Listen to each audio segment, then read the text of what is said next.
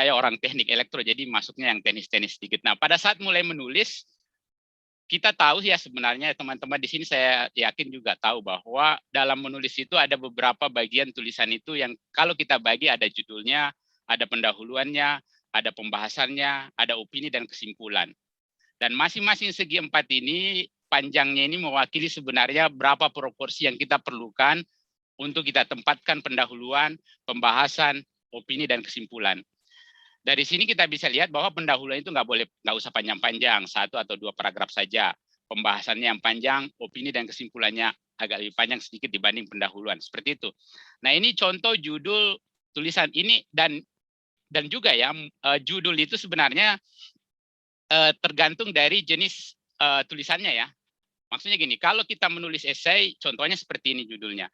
Tapi kalau kita menulis misalnya buku itu macam-macam saya lihat modelnya. Kadang-kadang satu judul itu, satu kata itu memuat 2 makna. Misalnya contoh novelnya Eka Kurniawan itu, Cantik Itu Luka. Cantik bisa berarti adjektif kata sifatnya cantik, bisa juga berarti tokoh utamanya adalah cantik. Nah, tergantung teman-teman mau memilih. Ada juga judul-judul sinetron dan sebagainya, atau judul-judul film biasanya saya lihat kecenderungannya yang enak itu yang ambigu. Tapi kita tidak bicara itu. Kita bicara yang mengenai esai yang pernah dan di mana saya mengaplikasikan teori menulis pada saat menulis esai ini. Nah, contoh judulnya ini, judul tulisan saya di Detik, Menangkis, dan semuanya teknis ya, maksudnya semuanya terkait dengan bidang studi saya di bidang kelistrikan. Menangkis pukulan pandemi atas industri listrik, berdamai dengan PLTU batubara, pelajaran dari tagihan listrik bengkak 68 juta, dan terakhir ini tulisan dari Bang Ochan yang tadi yang disampaikan, harapan terakhir kita hanya tembok di kolong jembatan. Satu hal yang kalau kita synthesize judul-judul ini adalah bahwa judul ini menggambarkan ke arah mana tulisan ini akan bermuara gitu ya. Jadi dengan membaca orang tulisan ini, tone dan arah tulisan itu sudah bisa ditebak sejak membaca tulisannya. Itu karakter kalau menulis esai seperti ini. Tapi jangan juga kayak ini ya. Ini contoh judul yang lengkap. Cowok UI nginep di apartemen pacar, pagi-pagi ibunya pacar datang, tahu ketahuan jadi Superman, kawar balkon kepleset, jatuh dari lantai 11. Untung nggak mati loh. Jadi bahkan nggak baca sama sekali pun isinya itu udah tahu kita isinya ini dari lampu merah ya. Sekarang namanya lampu hijau. Nggak tahu kalau jadi lampu kuning lagi. Nah, intinya seperti ini. Ini salah satu judul ya sebenarnya. Ini jangan dicontoh ya, ini hanya intermezzo saja. Nah, itu tadi judul ya. Kemudian masuk di pendahuluan. Nah, pendahuluan ini tujuannya apa? Membuat orang penasaran dan ingin melanjutkan.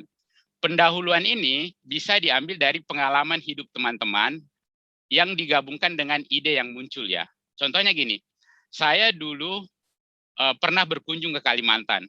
Pada saat saya berkunjung di Kalimantan itu, saya melihat ada mbak-mbak dengan goodie bag berdiri di hadapan saya itu dengan tulisan omong kosong PLTU bersih. Gitu. Nah, saya mengambil pendahuluan itu untuk saya gabungkan dengan ide menulis saya. Jadi misalnya saya tulis omong kosong PLTU bersih. Persis di depan saya berdiri seorang perempuan dengan goodie bag bertuliskan itu. Baling-baling pesawat baru saja berhenti berputar dan seterusnya dan terusnya. Dengan membuat pendahuluan ini, saya berusaha membuat orang penasaran dan ingin melanjutkan tulisannya. Jadi saya pernah membaca seorang penulis itu menghabiskan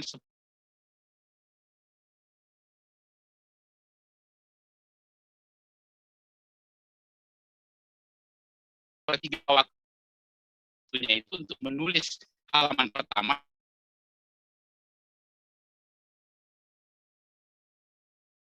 dan sisanya. Seperti itu. Apalagi kalau modelnya kayak teknis begini ya, tidak banyak orang yang terlalu senang membaca tulisan-tulisan teknis. Nah, saya lanjut ini tekniknya aja ya. Ini mengenai pendahuluan. Kemudian pembahasan. Pada saat pembahasan ini, inilah bagian yang membosankannya gitu ya.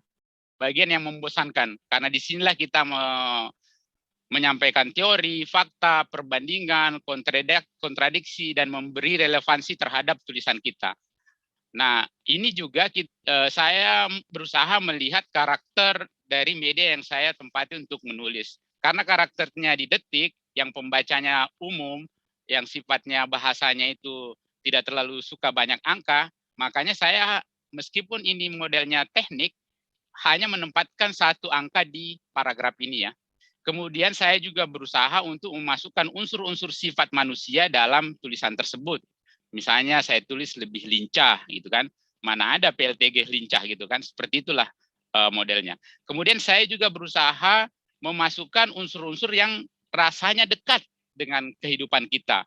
Jadi di paragraf ini saya tulis mungkin kita tidak kita sadari di balik status-status Facebook kita, di belakang tema-tema besar, semuanya tak akan jadi kenyataan kalau listriknya tak ada, dan listrik yang menerangi kita mengecas HP, dipakai menulis status anti PLTU dan sebagainya. Itu intinya adalah membuat tulisan ini relevan dengan pembaca gitu ya. Nah, ini salah satu teknik yang bisa teman-teman gunakan juga secara teori seperti itu. Kemudian selanjutnya di mana nih? Terpause nih. Nggak bisa gerak nih.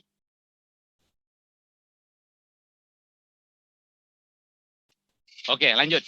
Nah, kemudian di opini dan penutup, inilah kita menyampaikan pandangan kita dan menuntut celah argumen. Kalau sebelumnya itu kita lebih banyak bicara teori, bicara yang sebenarnya, bicara fakta, maka di bagian penutup itulah kita menyampaikan apa pendapat kita. Tapi jangan lupa memberi argumen tambahan untuk menutup celah-celah argumennya gitu ya. Jadi kita berusaha untuk memberikan argumen-argumen tambahan sehingga argumen yang tadi kita sampaikan itu pasti akan timbul pertanyaan di pihak pembaca. Ini kok maksudnya gini. Bagaimana kalau begini? Nah, kita berusaha untuk mencari pertanyaan kedua dari pembaca yang harus kita jawab pada saat menulis itu. Seperti itu kira-kira gambarannya menulis mulai dari pendahuluan, pembahasan, kemudian opini, dan pada saat penutup. Ini salah satu tulisan saya. Dan ini mungkin memang agak kontroversial isinya ya, judulnya ya, tapi isinya tidak. Nah, kemudian seperti yang dibilang Bang Ochan tadi ya, orang berilmu itu harus bersuara ya. Karena ini katanya Tom Nichols ini zamannya sekarang the death of expertise, matinya kepakaran. Kepakaran telah mati karena banyak para orang-orang berilmu itu berdiri di sana melihat dari jauh dan membiarkan orang-orang bertengkar gitu ya. Jadinya orang referensinya Mardigu, referensinya yang siapa lagi gitu ya.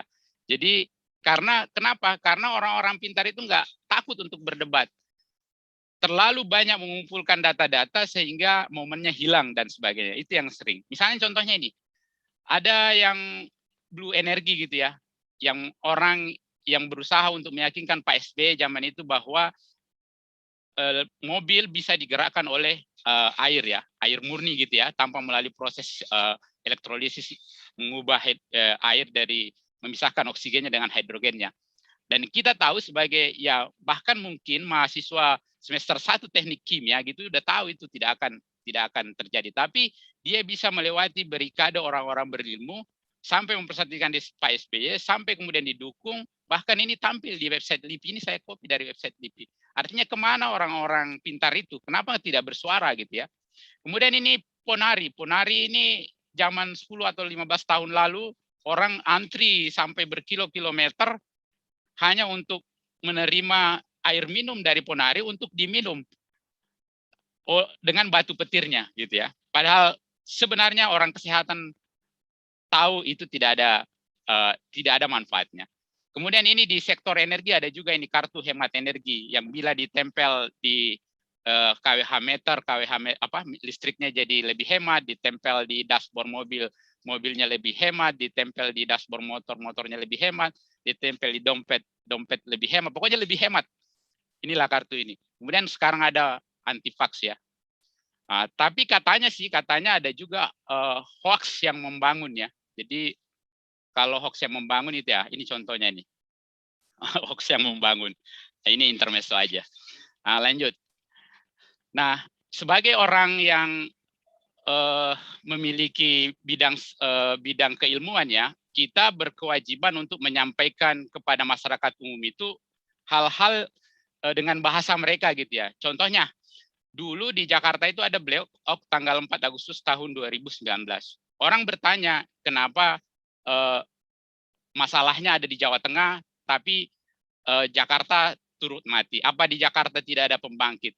Nah, kalau kita gambarkan dengan metode seperti ini rangkaian-rangkaiannya orang tidak akan mengerti. Karena itu mereka lebih senang dengan menggunakan perumpamaan, misalnya perumpamaan sepeda gitu ya.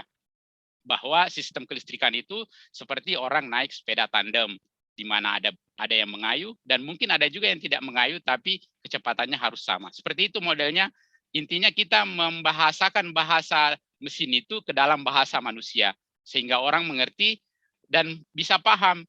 Ilmu pengetahuan yang kita punya itu kalau kita ada mungkin di pantai itu hanya mungkin segenggam dibanding pasir di pantai yang ada. Sehingga kita harus berusaha untuk membuat orang mengerti bahasanya. Ini yang pertama. Ini juga yang kedua. Ini mengenai alat penghemat listrik tadi. Kalau penggambarannya itu pakai tabel seperti ini, orang mungkin agak susah mengerti ya.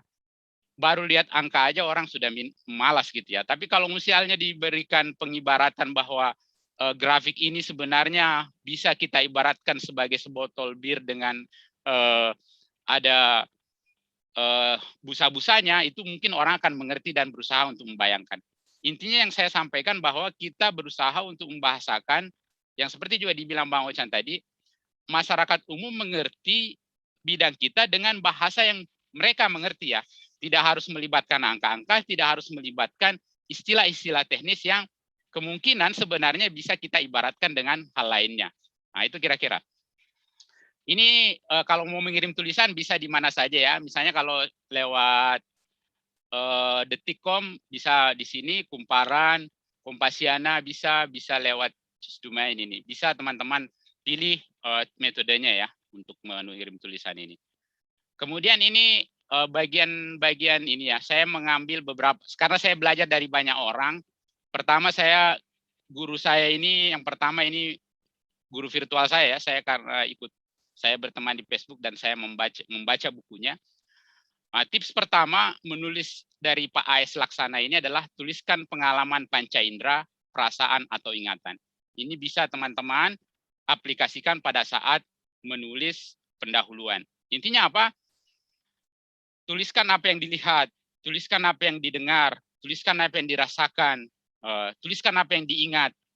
Nah, gitu, tuliskan perasaannya. Dan itu saya aplikasikan di tulisan ini. Contohnya, persis di depan saya, jadi ini mata saya gitu kan. Udara terasa panas, jadi ini badan saya. Angin berhembus gitu, mengenai ini saya. Kemudian ada berputar-putar di kepala saya, jadi ingatan. Nah, itu saya aplikasikan. Kemudian contoh ini, tulisan saya yang memenangkan kemarin lomba di ESDM, saya juga gunakan itu. Suara menderu pergesekan angin, jadi ada suara. Kemudian suhunya tak dingin. Nah, ini sebenarnya belum lengkap, tapi teman-teman kembali bisa menyimpan metode ini ke dalam bank datanya nanti. Pada saatnya nanti bisa dikeluarkan di titik mana diperlukan tips ini. Ini tips dari Pak S. Laksana. Tips kedua dari Bang Yusran Darmawan ini, blogger opini terkemuka di Indonesia dengan pembaca 6 juta orang. Ini senior saya, senior Bang Ochan juga di kampus. Dan saya mengaplikasikannya dalam lomba menulis. Bang Yusran ini bilang orang suka cerita manusia atau storytelling. Kemudian ungkapkan pengalaman sendiri. Jangan cerita tentang Jakarta kalau mau ikut lomba menulis ya. Cerita tentang kampung. Dan itulah yang saya lakukan. Saya bercerita mengenai PLTB di kampung saya di Sidrap. Jadi saya sudah punya personal gitu ya. Pengalaman sendiri, saya juga pernah ke sana. Saya bisa bercerita mengenai bahasa-bahasa yang secara filosofis mendekatkan antara keberadaan pembangkit tersebut dengan filosofis orang Bugis. Misalnya ini saya tulis, Pak Berseng artinya tempat beras. Bagi orang Bugis, Pak Berseng adalah benda keramat, wadah yang tak boleh kosong. Boleh saja tak punya apa-apa, tapi Pak Berseng harus selalu berisi, dan seterusnya ya. Nah, kemudian ini yang saya tulis. Jadi saya mengungkapkan pengalaman sendiri, dan berkat Bang Yusran ini saya mendapatkan juara 1 blogger di ESDM, seperti itu. Kemudian yang kedua, ini guru menulis saya yang asli karena saya ikut kelas menulisnya, Mas Iqbal, dan mungkin teman-teman di sini banyak yang baca tulisannya. Mas Iqbal itu mengajarkan bahwa yang pertama kalau menulis itu apa gagasannya gitu ya. Jangan menulis tidak berangkat dari gagasan yang kosong. Jadi harus berangkat dari apa yang ingin disampaikan. Kemudian dia mengencourage jangan menulis yang orang semua sudah setuju gitu ya. Kalau orang semua sudah setuju itu tidak menarik lagi gitu ya. Kemudian dia juga menggambarkan gunakan sudut pandang yang beda dalam melihat sesuatu. Contohnya ini, dia menulis pada saat ada isu demo di Jakarta, demo buruh. Nah, Mas Iqbal berusaha untuk melihat poin lain bahwa di Australia sekarang itu buruh-buruh bisa menikmati kesejahteraan karena atas jasa-jasa buruh-buruh yang dulunya juga melakukan demo di Australia. Nah, jadi dia berusaha menggambarkan itu dengan sudut pandang yang berbeda dengan gagasan yang saya yakin dia observasi di tempatnya bekerja pada saat dia berada di Australia waktu itu. Seperti itu dari Mas Iqbal. Kemudian yang terakhir ini dari Bang Ochan. Jadi Bang Ochan adalah guru menulis saya selalu membaca tulisannya. Kalau Bang Ochan itu tulisannya sifatnya reflektif banyak, kemudian dia selalu bisa mengambil hikmah dari sebuah peristiwa. Tapi karena orangnya ada di sini, saya tidak perlu banyak bercerita. Nah, kemudian ini tips dari saya.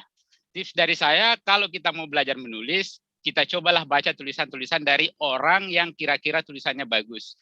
Kemudian kita coba lihat di titik mana dia masukkan trik-triknya, di titik mana dia pendahuluannya seperti apa, pembahasannya seperti apa, opininya seperti apa. Nah, dari situ kita bisa tahu dan mulai membuat trik sendiri gitu ya. Saya pernah punya pengalaman mengetahui tulisan orang yang tidak ditulis oleh dia, tapi karena selalu saya baca statusnya, saya tahu ini tulisan dia gitu ya, dan dia konfirmasi sendiri. Nah, seperti itu. Begitu kita sudah mulai banyak menulis, maka kita akan kelihatan genre atau metode menulis kita akan seperti apa. Saya kira demikian dari saya kembalikan ke Mbak Asrah. Terima kasih. Assalamualaikum warahmatullahi wabarakatuh.